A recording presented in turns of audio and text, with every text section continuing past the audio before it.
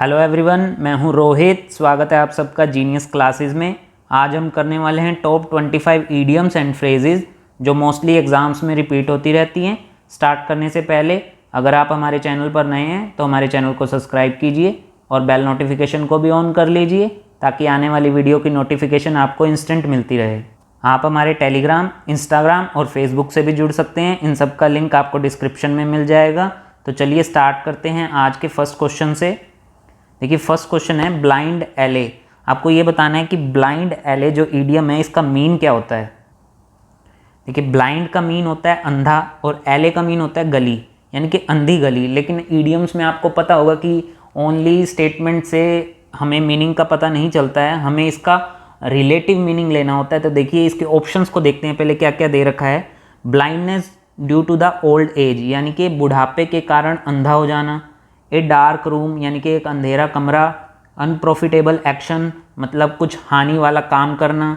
To continue make efforts in spite of confusion, यानी कि आपको किसी काम में कन्फ्यूज़न भी है फिर भी आप उस काम को कंटिन्यू कर रहे हो, मतलब उसे जारी रख रहे हो। तो इसमें से सही ऑप्शन कौन सा होगा? देखिए सही ऑप्शन होगा ऑप्शन नंबर सी, यानी कि ब्लाइंड एले का मीन हो जाएगा अनप्रॉफिटेबल एक्शन। आपने हिंदी में एक कहावत सुनी होगी कि अंधेरे में तीर मारना, ये वही मतलब है ब्लाइंड एले। मतलब आपने कोई काम स्टार्ट किया अंधेरे में, जिसमें मतलब अंधेरे का मतलब ये नहीं है कि अंधेरे में काम स्टार्ट किया, इसका मतलब ये है कि आपने कोई ऐसा काम स्टार्ट किया जिसमें आपको लगता था कि आपको प्रॉफिट होगा, लेकिन अंत में उसका नतीजा क्या निकला? एक हानि। मतलब आपको प्रॉफिट होने की बजाय आपको क्या हो गया? लॉस। तो उसी को बोलते हैं अनप्रॉफिटेबल एक्शन या ब्लाइंड एले। अब नेक्स्ट है वाइल्ड कैट स्ट्राइक। वाइल्ड का मतलब क्या होता है? वैसे तो जंगली होता है, कैट बिल्ली, और स्ट्राइक मतलब एक स्ट्राइक होती है जो यूनियन वाले करते हैं, एक स्ट्राइक हमला भी होता है। तो पहले इसके ऑप्शंस को देखते हैं। ए फ्यूरियस अटैक। फ्यूरियस क्या होता है? यानी कि उग्र। उग्र मतलब आक्रामक। तो अटैक यानी कि हमला, एक उग्र हमला। और सेकंड ऑप्शन है strike not approved by trade union, मतलब लेबर्स की एक ऐसी स्ट्राइक जो यानी कि ट्रेड यूनियन के द्वारा अप्रूव्ड ना की गई हो। ए स्ट्राइक इन विच वॉयलेंस, यानी कि जिसमें उग्र हमले किए गए हों या किसी तरीके से प्रॉपर्टी को नुकसान पहुंचाया गया हो, जिसमें वॉयलेंस क्रिएट की गई हो, वैसी strike. To face a strong enemy, यानी कि एक मजबूत दुश्मन से फेस टू फेस होना। तो इसमें सही ऑप्शन हो जाएगा strike not approved by trade union, यानी कि ऑप्शन नंबर बी। अब इसे वाइल्ड कैट स्ट्राइक से रिलेट कैसे करेंगे? देखिए मान लो कुछ लेबर्स ने मिलकर एक स्ट्राइक ऑर्गेनाइज्ड की, उन्होंने अपने लेवल पे मीटिंग की, लेकिन ट्रेड यूनियन जो उनकी खुद की यूनियन थी, लेबर यूनियन थी, उससे उन्होंने अप्रूवल नहीं ली या वो इलीगली स्ट्राइक कर रहे थे। तो ऐसी स्ट्राइक को बोला जाता है वाइल्ड कैट स्ट्राइक। ठीक है, ये दो इडियम्स हैं और ये मोस्ट इंपॉर्टेंट हैं, मोस्टली एग्जाम्स में रिपीट होती रहती हैं, तो आप इसे थोड़ा ध्यान से कीजिए। चलते हैं नेक्स्ट पेज पे। नेक्स्ट इडियम है ट्राइड to the apron strings of. अब ये एप्रॉन स्ट्रिंग्स का मतलब क्या होता है? अगर अलग अलग बात करें तो एप्रॉन का मतलब होता है तहबंद करना किसी चीज़ को, और स्ट्रिंग्स का मतलब होता है किसी चीज़ को कसना। तो इकट्ठे मिलाकर बात करें तो एप्रॉन स्ट्रिंग्स होता है किसी पर पाबंदियां लगाना या किसी को अपनी निगरानी में रखना। और इसके ऑप्शंस देखें तो ऑप्शंस हैं टू बी इंडिपेंडेंट, यानी कि आज़ाद हो जाना। टू बी डोमिनेटेड बाय, यानी कि किसी के द्वारा किसी को अपने अंडर करना। टू लिव टुगेदर, साथ मिलकर रहना। To be fall in love with, यानी कि किसी के प्यार में गिरना। तो इसका सही ऑप्शन हो जाएगा टू बी डोमिनेटेड बाय। इसके तो इसके अर्थ से ही पता चल रहा था कि किसी चीज़ को तहबंद करना या किसी चीज़ को कसना, तो मतलब है कि किसी को किसी के द्वारा डोमिनेट किया जाना। तो इस क्वेश्चन का सही आंसर हो जाएगा option number B. Next question है our school is within a stone's throw from the railway station, यानी कि हमारा जो स्कूल है वो एट ए स्टोन्स थ्रो है। कहाँ से? रेलवे स्टेशन से। आपको बताना है ये एट ए स्टोन्स थ्रो, इसका मीनिंग बताना है आपको। इसका मीनिंग क्या होगा? फर्स्ट ऑप्शन को देखें तो है वेरी फार ऑफ, यानी कि बहुत दूर है, यानी कि रेलवे स्टेशन से हमारा स्कूल बहुत दूर है। विद ए सर्टेन रेडियस, यानी कि एक त्रिज्या। रेडियस का मतलब तो वैसे त्रिज्या होता है, जैसे ये है, यानी कि एक सर्टेन रेडियस, एक सर्टेन डिस्टेंस पर है। अगला ऑप्शन है एट ए शॉर्ट डिस्टेंस, मतलब कुछ ही दूरी पर है। नेक्स्ट ऑप्शन है विद ए डेफिनेट सर्कमफ्रेंस, मतलब कुछ ही दूरी की परिधि में है, यानी कि चारों ओर किसी भी डायरेक्शन में किसी एक परिधि पर है। तो इसका सही ऑप्शन हो जाएगा एट ए स्टोन्स थ्रो, मतलब एट ए शॉर्ट डिस्टेंस, मतलब थोड़ी सी ही दूरी पर है। और वैसे भी अगर स्टोन्स थ्रो देखें, मान लो हम पत्थर उठाकर कुछ फेंकें तो वो कितनी दूर जाएगा, थोड़ी ही दूरी पर जाएगा, ऐसा थोड़ी है 3-4 किलोमीटर के दूर पर चला जाएगा, हार्डली 100 मीटर की दूरी पर, 200 मीटर की दूरी पर इतना ही जा सकता है। तो यानी कि ये एक शॉर्ट डिस्टेंस होगी। तो एट ए स्टोन्स थ्रो का मतलब होता है एट ए शॉर्ट डिस्टेंस। तो इस क्वेश्चन का सही आंसर हो जाएगा ऑप्शन नंबर सी। चलते हैं नेक्स्ट ईडियम पे। नेक्स्ट ईडियम है एक्लेस हील। अब ये एक्लेस हील क्या होता है, देखिए इससे रिलेटेड एक स्टोरी है। एक्लेस नाम का एक राजा था, वो बहुत ही स्ट्रॉन्ग था युद्ध करने में, लेकिन क्या हुआ, एक बार युद्ध करते करते उसके फुट में एक तीर आकर लग गया। अब उसकी हील में वो जो तीर लगा उसकी वजह से उसकी सारी स्ट्रेंथ उसकी एक हील की वजह से वीकनेस में बदल गई, क्योंकि वो हील डैमेज हो चुकी थी किससे, तीर से। यानी कि उसकी सारी स्ट्रेंथ का सिर्फ एक कन्वर्जन हो गया किससे, एक एक्लेस हील से, मतलब एक वीक पॉइंट बन गया, वो था एक्लेस हील। यानी कि उसकी खुद की हील उसके लिए एक वीक पॉइंट बन गई और वो युद्ध में हार गया। तो इससे रिलेटेड ये जो ईडियम है ये बन गई एक्लेस हील। अब इसका मीन क्या होता है, सबसे पहले इसके ऑप्शन को देखते हैं। फर्स्ट ऑप्शन है बेयर फुट, यानी कि नंगे पाँव। सेकंड ऑप्शन है टू रन फास्ट, तेज दौड़ना। टू वेट ऑन समबडी, मतलब किसी का इंतजार करना। वंस वल्नरेबल एंड सस्पेक्टिबल स्पॉट, यानी कि वल्नरेबल क्या होता है पहले तो ये पता होना चाहिए। वल्नरेबल होता है कमज़ोर, जिसे इंग्लिश में बोलते हैं वीक, ठीक है। और सस्पेक्टिबल भी होता है क्या, संवेदनशील, यानी कि कोई एक वीक पॉइंट। तो इस क्वेश्चन का सही आंसर हो जाएगा ऑप्शन नंबर डी, यानी कि एक्लेस हील्स मतलब वंस वीक पॉइंट, यानी कि वो वीक पॉइंट जो उसकी स्ट्रेंथ को भी डोमिनेट कर दे। Achilles heels means one's weak point. Next idiom है to know which side of bread is buttered on, मतलब इसका हिंदी मीनिंग ये है कि ये जानना कि ब्रेड के किस साइड बटर लगाया जाता है। इसके ऑप्शंस क्या हैं, to know where one's interest lies, मतलब ये जानना कि किसी का इंटरेस्ट किस चीज़ में रहता है। सेकेंड ऑप्शन है टू बी ए ग्लटन, अब ग्लटन क्या होता है, ग्लटन होता है भूखों की तरह खाना। और थर्ड ऑप्शन है to be fond of rich diet, rich diet means अमीरों की डाइट नहीं, रिच डाइट का मीन है nutrition full diet. Last option है to know how to increase one's income, यानी कि किसी की सैलरी यानी कि इनकम को कैसे इंक्रीज किया जा सके। तो इस ईडियम का सही आंसर हो जाएगा ऑप्शन नंबर ए, यानी कि किसी से ये जानना उसका इंटरेस्ट किस चीज़ में रहता है, इसी को बोलते हैं which side of bread is buttered on, यानी कि किस साइड उस पर मक्खन लगाया जाए। आपको किसी आदमी को अगर इन्फ्लुएंस करना है तो उसके लिए सबसे पहले आपको ये जानना होगा ना कि उसकी इंटरेस्ट किस किस चीज़ में है, उसकी हॉबीज़ क्या हैं। इसी को बोलते हैं ब्रेड के किस साइड बटर लगाया जाए, मतलब उसके इंटरेस्ट पता कर लिए जाए ताकि हम उसकी वीकनेस यानी कि एक्लेस हील पता करके उसे इन्फ्लुएंस कर सकें अपनी ओर, ठीक है। इस क्वेश्चन का सही आंसर हो जाएगा ऑप्शन नंबर ए। चलते हैं नेक्स्ट ईडियम्स की ओर। नेक्स्ट ईडियम है टू ईक आउट। अब ये ईक का मतलब क्या होता है, देखिए ईक का मतलब होता है किसी चीज़ में इंक्रीज करना या उसको अनलार्ज करना। अब ऑप्शंस देखते हैं, टू सब्ट्रैक्ट यानी कि किसी चीज़ को घटाना, तो ये तो मीन होगा नहीं। सेकंड ऑप्शन देखते हैं टू सप्लीमेंट, यानी कि सप्लीमेंट का अर्थ क्या होता है, सप्लीमेंट का मीन भी होता है किसी चीज़ को बढ़ाना, अनलार्ज करना, तो ये इसका ऑप्शन हो सकता है। लेकिन आगे वाले ऑप्शंस को भी देख लेते हैं। टू एच, एच का मतलब क्या होता है, एच का मतलब होता है किसी चीज़ की खुदाई करना या खोदना। टू आउस्ट, आउस्ट का मतलब क्या होता है, लाइक आपने सुना होगा आउस्ट ऑफ द जॉब, मतलब किसी को जॉब से बेदखल कर देना। आउट ऑफ द प्रॉपर्टी, किसी को प्रॉपर्टी से बेदखल कर देना। तो आउस्ट का मतलब क्या होता है, बेदखल करना। तो इस क्वेश्चन का तो सही आंसर क्या हो जाएगा, ऑप्शन नंबर बी, यानी कि टू सप्लीमेंट। ईक का मतलब भी होता है अनलार्ज करना, इंक्रीज करना, और सप्लीमेंट का मीन भी यही होता है अनलार्ज करना, इंक्रीज करना। नेक्स्ट इडियम है to be in the doldrum. अब ये डोल्ड्रम्स क्या होता है, इसका मीन होता है उदासी, जो आपने पढ़ा होगा ग्लूमी, जिसे ग्लूमी भी बोलते हैं। तो अब इसके ऑप्शंस देख लेते हैं। फर्स्ट ऑप्शन है to be in the low spirits, यानी कि महसूस करना कैसा, लो महसूस करना, यानी कि दबा दबा सा महसूस करना। नेक्स्ट ऑप्शन है to be within doors यानी कि चार दीवारी के अंदर महसूस करना अपने को। टू बी प्रेज लाउडली यानी कि जोर जोर से अपनी तारीफ करना। To be in the crisis, crisis का मतलब होता है किसी तरह की मुसीबत या आफत में होना। तो इस क्वेश्चन का सही आंसर क्या हो जाएगा? To be in the low spirits यानी कि अपने आप को दबा हुआ महसूस करना। डोलड्रम्स का मतलब क्या होता है? उदासी। वैसे ही लो स्पिरिट्स क्या होती है? मतलब आपकी आत्मा को लग रहा है कि आप उदास हो, आप लो हो, इसी को बोलते हैं to be in low spirits. तो इस क्वेश्चन का सही आंसर क्या हो जाएगा? Option number A. चलते हैं नेक्स्ट इडियम्स की ओर। नेक्स्ट इडियम है टू बी वाइट वॉश। अब वाइट वॉश एक तो होता है पेंट करना, वाइट पेंट करने को घर पे हम कलर करवाते हैं तो उसको भी बोलते हैं कि वाइट वॉश चल रहा है, वाइट वॉश चल रहा है। लेकिन हमें तो बताना है ऑप्शंस के अकॉर्डिंग, इडियम के अकॉर्डिंग। तो फर्स्ट ऑप्शन है to be a clean place यानी कि एक क्लीन प्लेस यानी कि साफ़ सुथरी जगह। टू वर्क हार्ड मतलब बहुत कड़ी मेहनत करना।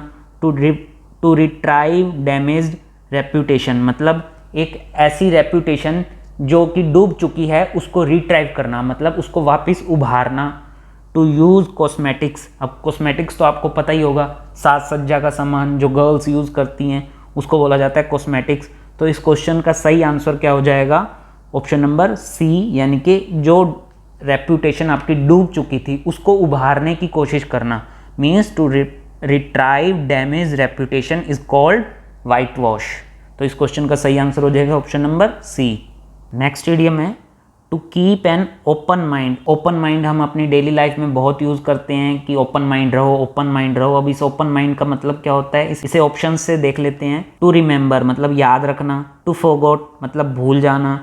To come to know decision on a subject until one knows all the fact यानी कि तब तक किसी डिसीजन पे ना पहुंचना जब तक कि आप उससे रिलेटेड सभी फैक्ट्स को यानी कि सभी तथ्यों को जान ना लें। टू बी क्लियर हैंडेड, अब साफ सुथरे हाथ होना नहीं इसका मतलब, यानी कि किसी भी तरह की इविल एक्टिविटी में शामिल ना होना। To be clear hand. तो इस क्वेश्चन का सही आंसर हो जाएगा option number C, means to come to know decision on a subject until one knows all the facts. यानी कि ओपन माइंड का मतलब क्या हो गया कि किसी भी तरह के फैक्ट्स को जानने से पहले उसके डिसीजन पर न पहुंचना। तो यानी कि एक जज का क्या होता है? Open mind. तो हम कह सकते हैं ए जज must have an open mind, यानी कि वो किसी भी तरह के डिसीजन से पहुंचने से पहले सभी प्रकार के फैक्ट्स को अच्छे से विजुअलाइज कर ले और तभी उसके बाद डिसीजन दे। चलते हैं नेक्स्ट इडियम्स पे। नेक्स्ट इडियम है with in one S of. अब वैसे तो एस तो होता है हुकुम का इक्का, लेकिन इसके अकॉर्डिंग क्या होगा हम ऑप्शन से देखते हैं। फर्स्ट ऑप्शन है वेरी क्लोज, यानी कि किसी के बिल्कुल समीप होना। विद इन वंस मीन, यानी कि किसी के मीनिंग के अनुसार होना, मतलब जैसा वो समझ रहा है वैसा ही हम बिहेव करें। With in a narrow circle near A centre. तो इस क्वेश्चन का सही आंसर तो हो जाएगा ऑप्शन नंबर ए, यानी कि very close. With in one S of का मतलब हो जाएगा वेरी क्लोज। नेक्स्ट इडियम है ओपन क्वेश्चन। अब ये ओपन क्वेश्चन मतलब खुला क्वेश्चन, लेकिन इसका अकॉर्डिंग टू इडियम क्या होगा इसे हम ऑप्शन से देखते हैं। फर्स्ट ऑप्शन है a question put to all, यानी कि एक ऐसा क्वेश्चन जिसे किसी भी से भी पूछा जा सकता है, चाहे वो मैन है वुमेन है, किसी भी एज का है उससे भी पूछा जा सकता है। सेकंड ऑप्शन है a question without any generally agreed answer, मतलब कोई एक ऐसा एक पर्टिकुलर आंसर ना हो वैसा कोई क्वेश्चन पूछना जिसका सब अपने अपने अकॉर्डिंग आंसर दे सकें। ए परमानेंट प्रॉब्लम, मतलब एक ऐसी प्रॉब्लम जो हमेशा ही बनी रहती है। एक क्लियरली रिटन और एक्सप्रेस्ड क्वेश्चन, मतलब एक ऐसा क्वेश्चन जो क्लियरली हैंड रिटन हो या एक अच्छे से वेल एक्सप्लेन्ड क्वेश्चन हो। तो इस क्वेश्चन का सही आंसर हो जाएगा ऑप्शन नंबर बी, मतलब एक ऐसा क्वेश्चन जिसका कोई एक पर्टिकुलर आंसर ना हो, हर लोग अपने अपने अकॉर्डिंग उसका आंसर दें, वो होता है ओपन क्वेश्चन। और ये ओपन क्वेश्चन एक पर्सन की क्रिएटिविटी शो हो कि वो कैसे एक्सप्रेस कर पाता है अपने आप को। ऐसे ऑप्शंस का कोई एक पर्टिकुलर आंसर नहीं होता, इसी को बोलते हैं ओपन एंडेड क्वेश्चन। यहाँ ऐसे भी आ सकता है ओपन एंडेड क्वेश्चन। तो इस क्वेश्चन का सही आंसर है ऑप्शन नंबर बी। चलते हैं नेक्स्ट पेज पे। नेक्स्ट इडियम है to keep the pot boiling. First option है टू मेंटेन इंटरेस्ट, मतलब कि किसी चीज़ में अपनी रुचि बनाए रखना। टू हीट, किसी चीज़ को गर्म करना। टू शो एंगर मतलब क्रोधित होना, टू डू एक्सपेरिमेंट्स मतलब प्रयोग करना। तो to keep the pot boiling का मीन हो जाता है टू मेंटेन इंटरेस्ट, यानी कि किसी चीज़ में अपना इंटरेस्ट बनाए रखने को बोलते हैं to keep the pot boiling. Next idiom है ग्रिस्ट द वंस मील। ग्रिस्ट का मतलब होता है पीसना और मिल का मतलब तो आपको पता ही होगा, चक्की होता है। तो ऑप्शन देख लेते हैं इसके। ग्रेन टू बी ग्राउंडेड यानी कि अनाज का ज़मीन में होना, यूज़फुल फॉर वन पर्पज़ यानी कि किसी के उद्देश्य के लिए महत्वपूर्ण होना या उपयोगी होना, इनकम फ्रॉम विल यानी कि अपनी इच्छा से कमाई करने के लिए, टू वर्क वंस मशीन यानी कि किसी की मशीन पर काम करने के लिए, ग्रिस्ट टू वंस मिल। देखिए ग्रिस्ट का मतलब होता है पीसना और मिल का मतलब होता है चक्की, यानी कि किसी के लिए चक्की पीसना। अब आप किसी के लिए चक्की पीसना मतलब आप किसी चीज़ के लिए चक्की क्यों पीसोगे, क्योंकि आपका कुछ उद्देश्य होगा, इसीलिए ना। आपको उससे कोई काम हो सकता है, उससे कोई काम निकलवाना हो सकता है, तो आप उसकी क्या करते हो, चापलूसी करते हो ना, हाँ में हाँ मिलाते हो, उसी को बोलते हैं ग्रिस्ट टू वंस मिल यानी कि यूज़फुल फॉर वन पर्पज़, यानी कि उसके किसी उद्देश्य को पूर्ण करने के लिए आप किसी के अंडर काम करने लगते हो, उसकी हाँ में हाँ मिलाते हो, इसी चीज़ को बोला जाता है ग्रिस्ट टू वंस मिल। तो इस क्वेश्चन का सही आंसर हो जाएगा ऑप्शन नंबर बी, यानी कि useful for one purpose. Next idiom है वूल गैदरिंग। वूल का मतलब तो ऊन होता है और गैदरिंग का मतलब इकट्ठा करना होता है, लेकिन इडियम के अकॉर्डिंग देख लेते हैं। To become a sheep herd मतलब शीप हर्ड का मतलब क्या होता है, चरवाहा, मतलब जो भेड़ों को चराने जाता है, ठीक है। सेकंड ऑप्शन है टू शेयर ए शीप मतलब कतरना, शीपों का मतलब शीप्स का कतरना, भेड़ों को कतरने के लिए ले जाना। टू एंगेज इन आइडल और एमलेस डे ड्रीमिंग मतलब कि ऐसे सपनों में खोए रहना जिनका कोई उद्देश्य ही नहीं है। To live in a countryside मतलब ग्रामीण इलाकों में रहने के लिए। तो इसका सही ऑप्शन हो जाएगा option number C, to engage in idle और एमलेस डे ड्रीमिंग। कि वूल गैदरिंग का मतलब है टू एंगेज इन आइडल और एमलेस डे ड्रीमिंग मतलब ऐसे सपनों में खोए रहना जिसका कोई उद्देश्य या औचित्य ना हो, बेकार के सपनों में खोए रहना, इसको बोलते हैं वूल गैदरिंग। चलते हैं नेक्स्ट इडियम की ओर। नेक्स्ट इडियम है बिटवीन स्केला एंड चैरिबिड्स मतलब बिटवीन स्केला एंड चैरिबिड्स का मीन क्या है आपको ये देखना है। फर्स्ट ऑप्शन है बिटवीन टू हिल्स यानी कि दो पहाड़ियों के बीच होना, बिटवीन टू रिवर्स दो नदियों के बीच होना, बिटवीन टू एनिमीज़ यानी कि दो दुश्मनों के बीच होना, बिटवीन टू डेंजर्स दो खतरों के बीच होना। तो इस क्वेश्चन का सही आंसर हो जाएगा ऑप्शन नंबर डी, यानी कि हिंदी में आपने कहावत सुनी होगी, आगे कुआं पीछे खाई मतलब कि दोनों तरफ खतरा, उसे इंग्लिश में बोलते हैं between Scylla and Charybdis. Next idiom है to hit it off. First option है टू क्वर्ल मतलब झगड़ा करना, टू बी हॉस्टाइल मतलब शत्रु होना, टू बी एग्री और टू बी कॉन्जीनियल। कॉन्जीनियल का मीन क्या होता है, फ्रेंडली होना। टू थ्रेटन यानी कि धमकी देना। तो इस क्वेश्चन का सही आंसर हो जाएगा ऑप्शन नंबर सी, यानी कि किसी से एग्री होना या किसी से फ्रेंडली हो जाना है इमीडिएटली। जैसे ही आप किसी से मिले आप उससे फ्रेंडली हो गए, इसको बोला जाता है टू हिट इट ऑफ, यानी कि किसी से आप एग्री हो गए इंस्टेंटली या किसी के आप फेवर में हो गए, उसे बोला जाता है टू हिट इट ऑफ। तो इस क्वेश्चन का सही आंसर हो जाएगा ऑप्शन नंबर सी। चलते हैं नेक्स्ट इडियम की ओर। नेक्स्ट इडियम है टू फाइट शाय ऑफ।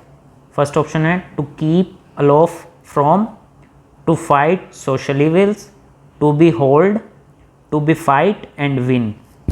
यानी कि फर्स्ट ऑप्शन देखें तो है टू कीप अलोफ फ्रॉम, यही इस क्वेश्चन का सही आंसर हो जाएगा। अलोफ का मतलब होता है सेपरेट होना या किसी चीज़ से अलग हो जाना, तो फाइट शाय ऑफ का मतलब क्या हो जाएगा, to keep aloof from.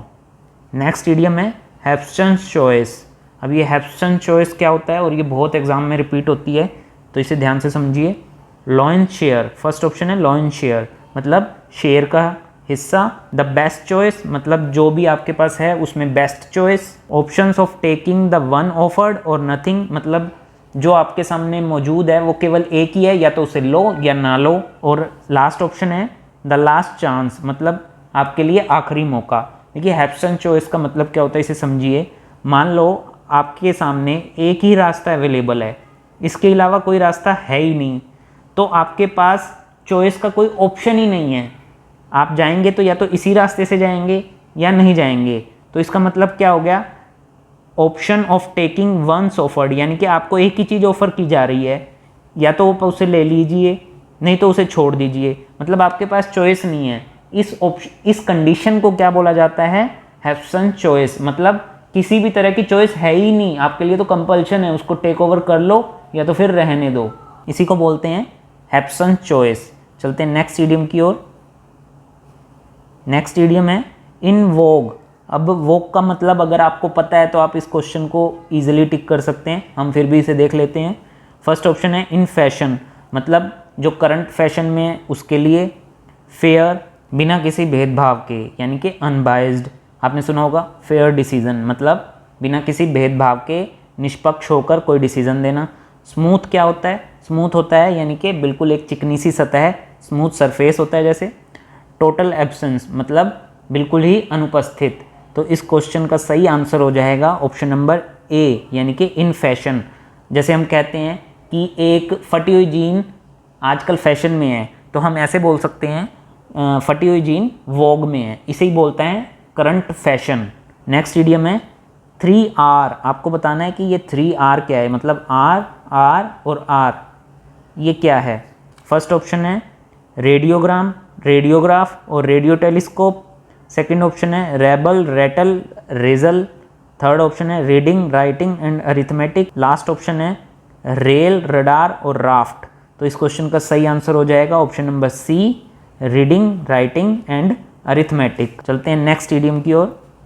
Next idiom है to weather the store. Sorry, ये स्टोर नहीं होगा, ये होगा स्ट्रोम, STORM, स्ट्रोम मतलब तूफान। To weather the storm. तो फर्स्ट ऑप्शन है टू फेस ए क्राइसिस, मतलब किसी संकट का सामना करना। To survive in the crisis, मतलब संकट में बने रहना, मतलब संकट को सर्वाइव कर लेना। To be victim of a crisis, मतलब संकट का शिकार हो जाना। टू क्रिएट ए क्राइसिस, मतलब खुद अपने लिए संकट उत्पन्न कर लेना। तो इस क्वेश्चन का सही आंसर हो जाएगा ऑप्शन नंबर बी, यानी कि टू सर्वाइव ए क्राइसिस, मतलब संकट को झेल लेना। इसको बोलते हैं टू वेदर द स्टॉर्म, यानी कि किसी संकट को झेल लेना। नेक्स्ट इडियम है लंप इन द थ्रोट। अभी लंप क्या होता है, लंप होता है गांठ और थ्रोट होता है गला, यानी कि गले में गांठ। तो अकॉर्डिंग टू क्वेश्चन इसके ऑप्शंस देख लेते हैं। टू बी हॉर्स, हॉर्स क्या होता है, यानी कि कर्कश होना, आवाज़ का कर्कश होना उसको बोलते हैं। ए हाईली इमोशनल स्टेज, यानी कि अत्यधिक भावात्मक स्थिति। इमोशनल मतलब जब आप रोने की पोजीशन में हो या खुश होने की पोजीशन में हो, इसको बोलते हैं इमोशनली बैलेंस्ड या imbalance state. A food of low type, यानी कि निम्न प्रकार का भोजन। विंड पाइप, यानी कि श्वास नली। तो लंप इन द थ्रोट, इसका मीनिंग क्या हो जाएगा, ए हाईली इमोशनल स्टेट। तो इस क्वेश्चन का सही आंसर हो जाएगा ऑप्शन नंबर बी। देखिए, जब आप हाईली इमोशनल स्टेज में होते हैं तो आपके गले में एक अजीब प्रकार का पेन सा उत्पन्न होता है, इसी को बोलते हैं लंप इन द थ्रोट। चलते हैं नेक्स्ट क्वेश्चन की ओर। नेक्स्ट क्वेश्चन है to have an edge on. First option है to cut a knife, sorry to cut with a knife, यानी कि किसी चीज़ को चाकू से काटना। To threaten to a wound, यानी कि किसी को घाव देने की धमकी देना। टू स्लाइटली बेटर देन, किसी से थोड़ा सा अच्छा होना। To be in a dangerous situation.